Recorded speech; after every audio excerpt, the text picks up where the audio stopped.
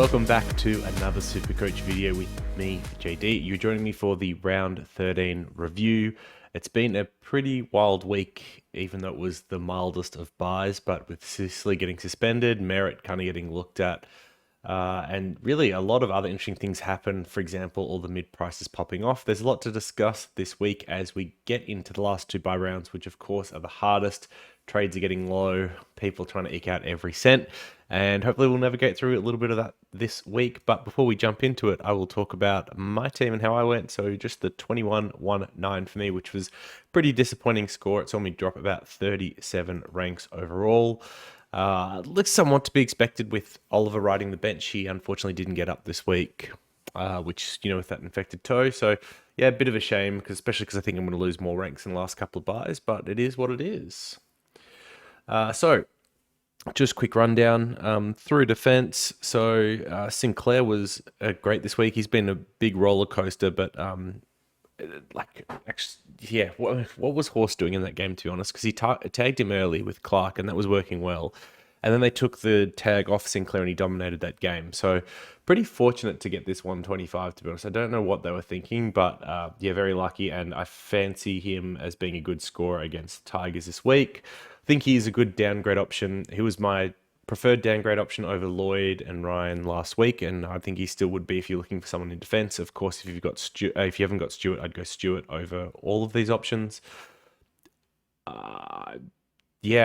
The Lloyd, for those that traded in Lloyd, somewhat unfortunate because he got moved up to a wing for 3 quarters where he scored nothing. He didn't get a touch in the third quarter at all. And then somewhat fortunate that Blakey went down, so he was able to move back into like that seagull role at the back, monopolize kick-ins, and with close game scaling on the line, was actually able to salvage a pretty good score.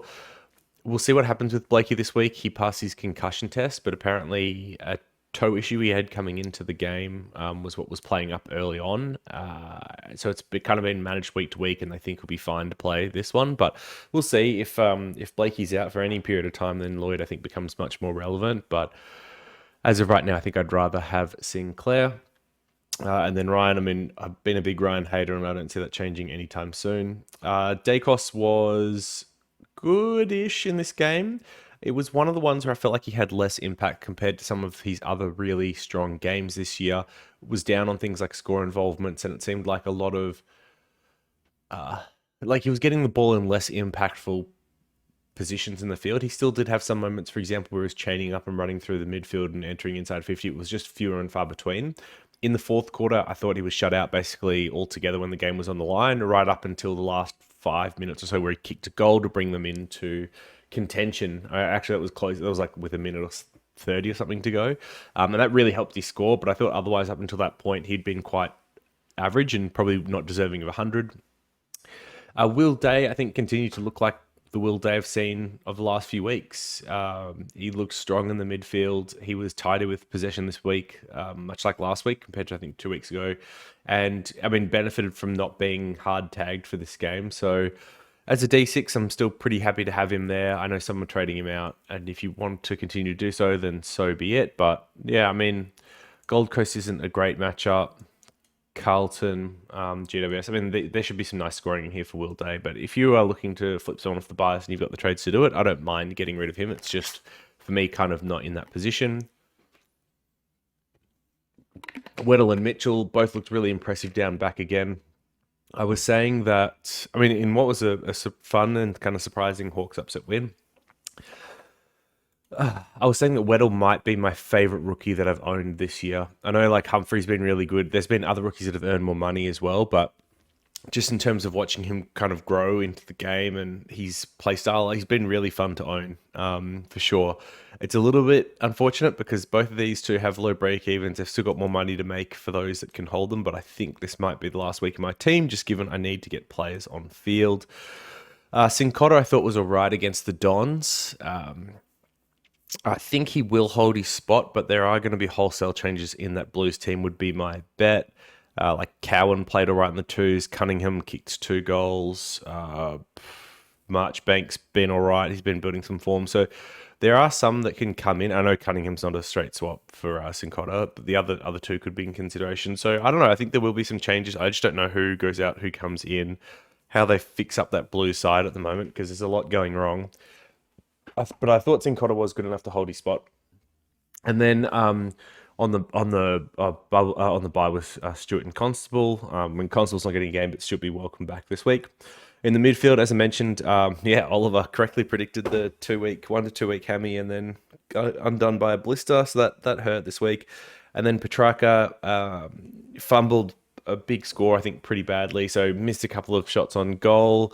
Just untidy with the ball at times, and also a little bit fumbly below the knees, which was reminiscent of a couple of weeks ago. He still did some nice things, but yeah, the score just wasn't there this week. Bont was good, continues to be good. I think he's probably a captain option this week, despite some of the concerns around his knee, which was still strapped. Laird was great. Was actually in consideration for captaincy, but didn't go there. Went Brayshaw, which hurts. And then Merritt did well to fight through the tag and end up with a 105. Really put the foot down in the third quarter where after being tagged for a half, they moved him forward. Kerno didn't follow. And then Merritt was able to have like 3 or 4 score involvements in the first 5 goals, including kicking one himself and a goal assist on another. So was really able to kind of salvage a good score from that point, which was nice. Brayshaw and Neil were the 2 trade-ins last week for the Kangaroo boys. And I mean, I may have lost or not gained any points on that. I know they were up around the mark, Zeeble and Sheasel, but it was more about cash and timing. Zeeble was a 107, so exactly the same as Brayshaw. And then Sheasel, I don't think he did a 102, so I might have been up about 5 points on trades. He did a 98, so I was 4 points I gained from trades last week. Nice. But no, these are season-long moves from here, and obviously to help with the buys with the 2 North boys being off last week. And then Green was really disappointing. He's had a number of disappointing games now. I must say he looks like someone that would benefit from the buy, and maybe his tank and conditioning isn't where we thought it was at, because it looks like he's going to fade away again, a little bit like what we saw last year. Johnson was clutch as a rookie. For those that had Wardlaw, you got a nice score there as well. Davey didn't return, and I don't expect him to return anytime soon. I think Menzies really solidified that spot ahead of him. They love Guelphy, and so it's like Waller and Davey fighting for the last small spot if like someone like a Snelling gets dropped. So I just don't see it really happening at the moment.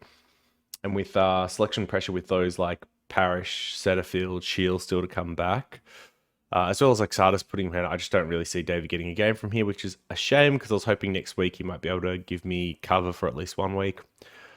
Sharp probably isn't coming back either, but I can always fingers crossed. There was, a couple of injury concerns. Rich copped a corky, I think it was, in the end. And McCluggage got concussed pretty badly from that Sicily tackle, which saw him go to the tribunal. We'll find out what the outcome of that is this week. But, and Pryor wasn't good, so I could see him getting dropped, but I still feel like there might be others ahead of Sharp at the moment. So looking unlikely that he'll be the buy saviour I was hoping for. In the rucks, English did nothing for the first quarter and then put 3 pretty good quarters together, kicked a goal, ended up on 100. Pretty annoying though, because like for those that went Darcy to Briggs and they just gained points on you this week, which is frustrating.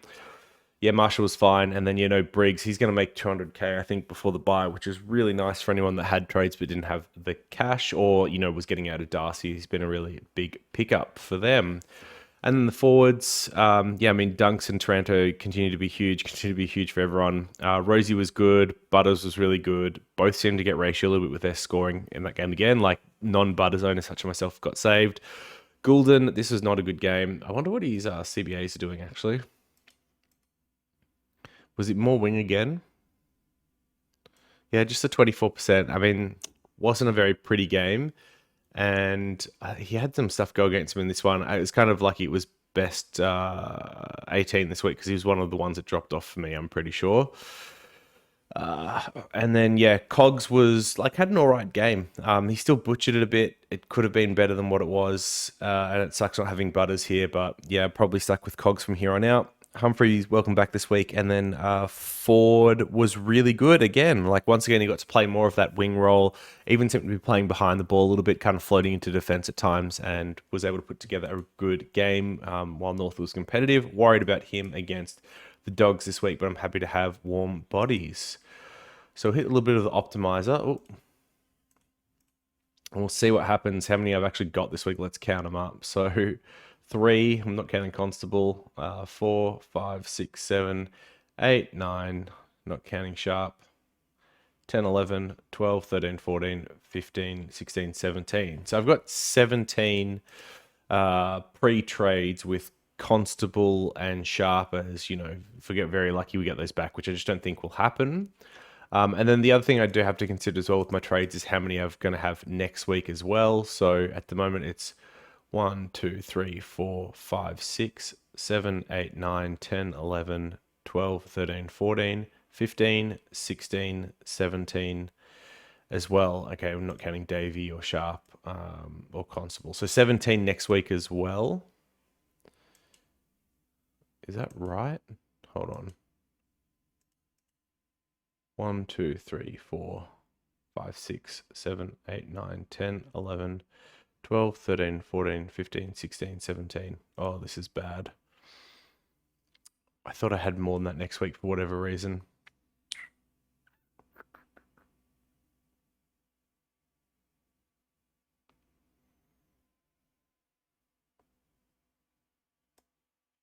Okay. So let's get to plays this week that were worth talking about. So firstly, we're going to get asked a lot of questions around a couple of things. So there'll be players and there'll be strategy. Where should we start? Let's start with strategy. The first question we get asked with it a lot this week is, what happens if I can't get to 18 or don't have 18? What should I do? And there's no hard and fast rule for this. It really depends on your team and the situation you're in. You have to figure out what is the trade-off between trying to get those points on field this week and get those extra points versus the value of that trade over the back end of the year. For example, if you've got a better premium or whatever it may be. So if you're only getting 50, 60 points from a rookie this week, but using that trade next week could net you 100, 150 points over the back end of the year, then I'd probably hold off on using the trade rather than trying to force someone into your side this week. It really just comes down to your team and how it's set up and what's going to best benefit from here to the end of the year.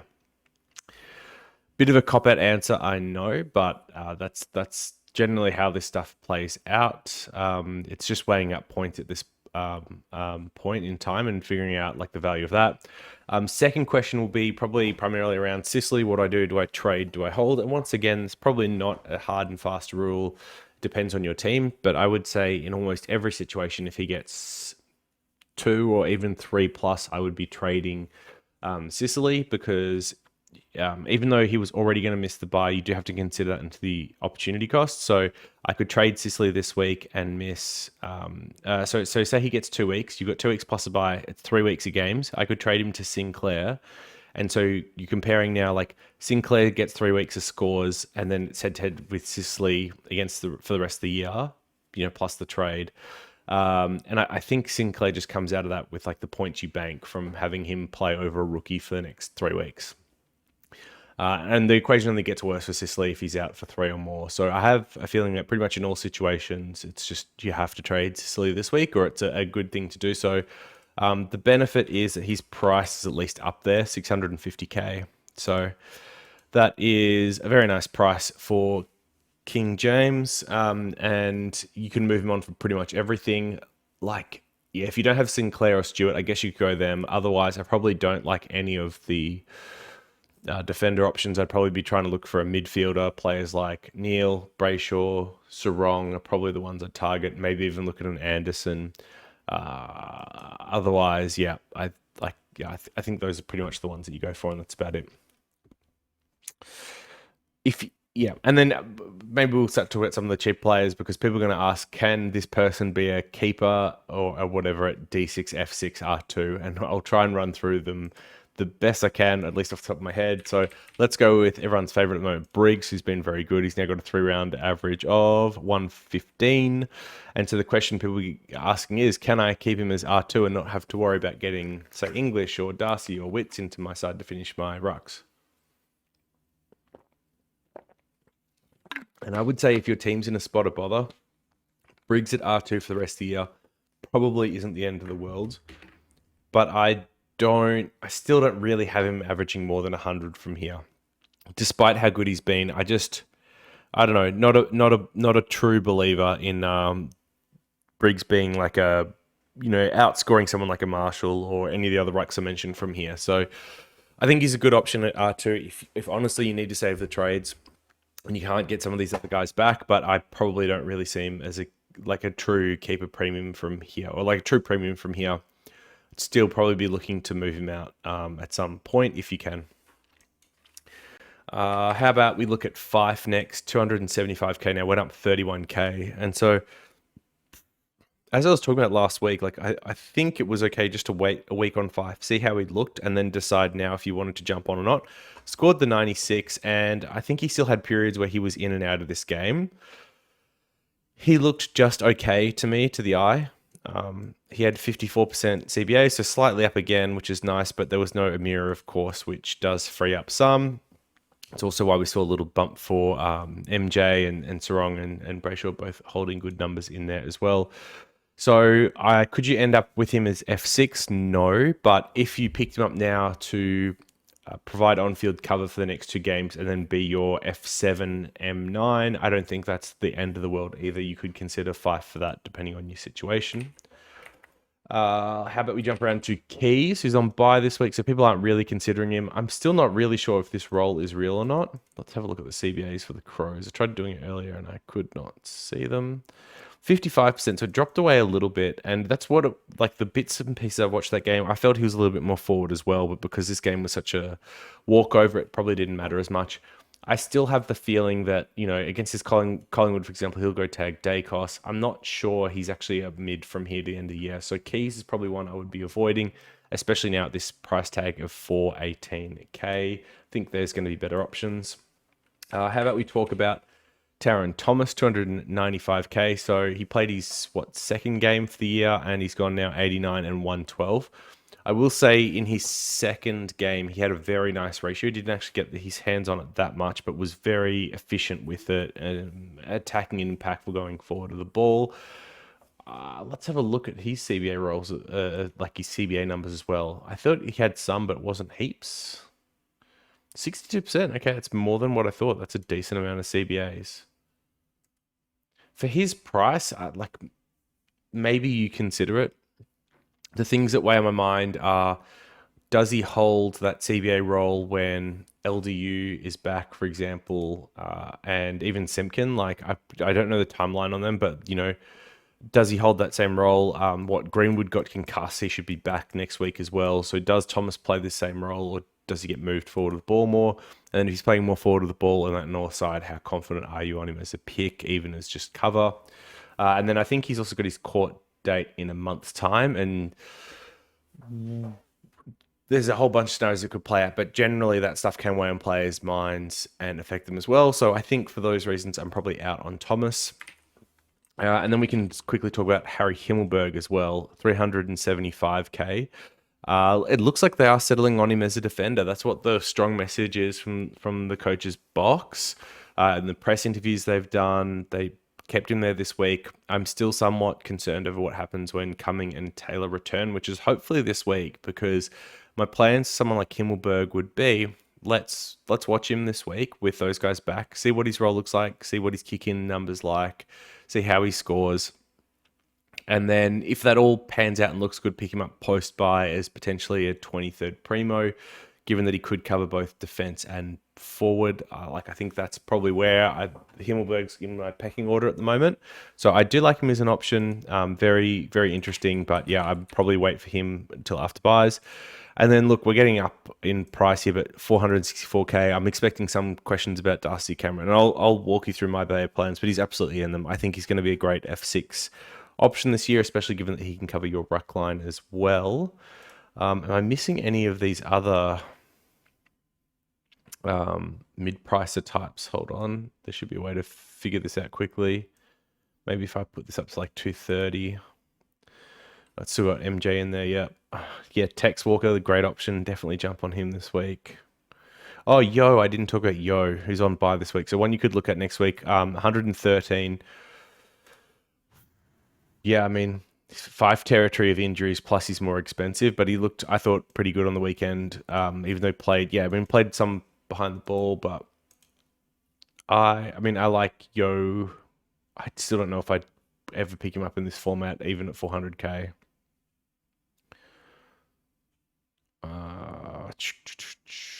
And then there's really no one else worth talking about. Okay. Rookies to bring in this week. I think cupboards are going to be pretty bare. Let's just have a look what's in here. So Ocean Mullen, if he's able to return, I guess is one that you could consider. Ocean Mullen. If he gets a spot, 102k. And look, someone I'll look at if he holds his spot this week, but I don't think he will. I think they've got a lot of people to return. Who else is in here? No one. So Melican is the elevated price tag. He's been okay in defense the last couple of weeks. I'm still not sold on his job security necessarily, so I don't think I would pay up this price point for him, but one you could look at if he gets named again. Marek was good on debut for West Coast. He kicked 3, or he could have kicked 3.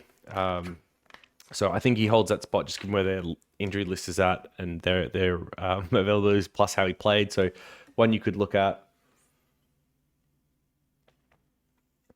Faye was alright as like a wing kind of role for GWS. I'm not sure if he holds that spot though, so I'm a little bit worried about his job security. But yeah, one you could look at. I think he probably gets a game this week. And then I don't think there's anyone else really worth talking about. So we're looking for debutantes this week, and I guess there's a couple that I could throw names out for. So Buller for the Swans, he was their mid-season pickup. He kicked 5 goals on the weekend. I think he kicked like 4 or 5 by three-quarter time. So they are a team that could go through changes this week, and so he's one you could look at. Binns for the Blues might get a game this week. He's been good in the 2s, but he's got the bye next week, so kind of just have to weigh that up. And then for Essendon, it is Hunter, who kicked 4 on the weekend as well, mid-season draft. So he's another one you could look at if he gets a game, but Essendon's obviously on bye this week, so it's probably not likely, at least not an option this week. One you could put in your plans for the week after. I don't think there's anyone else worth talking about that I saw numbers on. I'm sure there is, but just not that comes to mind for me. Oh, I also heard Arnold for the Swans may debut as well. Like he's a chance to get a game, defender, and that'd be if someone like Melican or Francis lost their spot, it could be to him. The only other rookie that I should talk about, actually, sorry, there's probably 2 more. So Sheldrick, who finally got the mid-time. It's been someone I've been talking about that if he got the midfield role, he'd be good. And yep, he got it. I think his fantasy score was better than this. A little bit wasteful at times, but he looked good in the midfield. I was impressed. Going to be hard for him to hold that spot with Parker, so he may probably retain his spot on the side, but I just don't know where they play him. And I'm a little bit worried that the midfield time won't be that good. How many CBAs did he get? Only the 44%, so not huge, but I could see that going down like to 0, which would be the concern this week. And then Windhager is probably the other one worth talking about for the Saints. So with Hunter Clark being out, Bytel concussed, Windhager got to come in and play. Only scored the 42. So he was wasteful. To be honest, I thought he was better than that. And I think he continues to get games, at least in the short run. Saints, Lions, West Coast next 3. So I guess he's someone that you could look at. And then George will hate to hear this. I thought Sturt looked okay for a little bit. He ended up on the 46. I don't know what his job security is like, to be honest, but that's another one you could look at if you're desperate for a forward option. I think that's all the downgrade I can really think of, but no one's knocking the door down to be selected as a must-have rookie this week.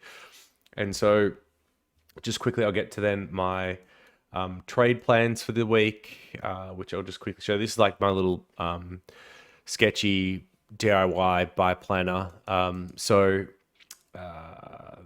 Plans this week is to get out Mitchell and Weddle, and then get in at least one playing rookie. I've got 1 or 2K placeholders in here, but I think I've got the cash. I can go up to someone like a Sheldrick and it will be okay. But yeah, get in a couple of rookies this week and make sure at least one of them are playing, if not both. And then next week, it's going to be to get Dawson and Cameron in. So their prices are already known. Cincotta and Ford a little bit less certain. That's Cincotta's price now, so he should go up on that. And I think Ford gets to 260 with just like a 60 or something like that. So I think there's a decent chance, even though I'm a little bit worried about his scoring against the Dogs. But that'd get me up for the next 2 weeks. And then would just leave me one rookie to go. And so originally the plan was going to be something like Humphrey and Johnson for Sicily and a rookie, and that would have got me. I would have had just enough cash, but with Sicily out, I don't think that'll be the case unless I wait, or do something like get a Himmelberg as a stopgap and then get Sicily later, which would be nice to have. 650 is a lot to pay though. It is a lot to pay. And so, yeah, as is, that would leave me with 4 premium trades at the end. People ask, is 3, is 2, is whatever okay? To be honest, it kind of just comes down to how many injuries do we get from here to the end of the year. I guess the thing that we're worried about is we've seen a lot of these tackles get a week already, and the trend may continue, may not continue, but having to like field a rookie a week at a time again is not great. So maybe having the 23rd premium and going down on trades is worthwhile.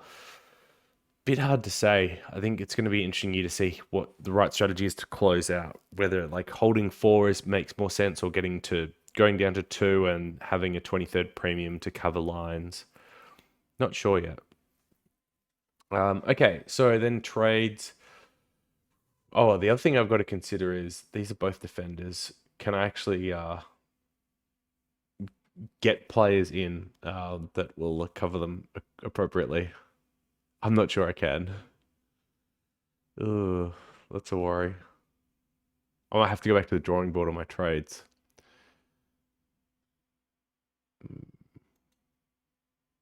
Because the problem is, even if I trade them both out, which defenders am I actually getting that are going to play, that can score, that are rookies? No idea. O'Donnell might continue to get games. So this is where, like, if O'Sheen plays, it's good. I mean, Fahey could be the other, for example, and that might be okay. Fahey doesn't play next week, though.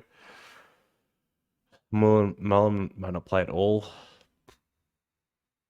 Oof, rough. Yeah, okay. My trade plans might need to be revisited. But yeah, that's roughly what I'm thinking. Let's just do that for now. But I think these will definitely get updated before the week's out. But just to get you a feel for like how you actually how I'm planning to get to like 18 or 19, that type of thing. And then captain and vice captain, only other thing worth talking about. So who are we going to like the look of this week? I think if you've got Butters, he feels like an every week vice captain option at the moment, even though the scoring hasn't been good last couple of weeks. Geelong off their bye have been notoriously bad, I think, apart from last year. So someone you could look at. Lions, Swans at the Gabba. Lions turn back into being good at the Gabba. So maybe someone like Neil could be looked at this week, although I probably would avoid it, even just as a vice captain. GWS Freo. Neither team have been good. I'd be avoiding Green at the moment. He just doesn't look right. But Sarong, Brayshaw might be options for this one. Saints against Richmond. I mean, as I said, I think like Sinclair could be considered for this, honestly. Carlton Gold Coast, I don't really like any of the options there. And then North Bulldogs, which is probably Bond. Probably something like this for me. Trying to think of other players I don't have that are good options this week. I don't really think so. I mean, Taranto could be considered against St Kilda. Dunkley's been in really good form, so I guess you could vice captain him against the Swans. That's probably about everyone I'd consider. Maybe it's Dunkley into Bont, something like that as a safe play. All right, well, I think that's my team for the week. Trades, considerations, players to bring in. Hope you're doing well. Hope you're set up for the buys a little bit better than I am. Otherwise, I'll see you in the next one. Peace.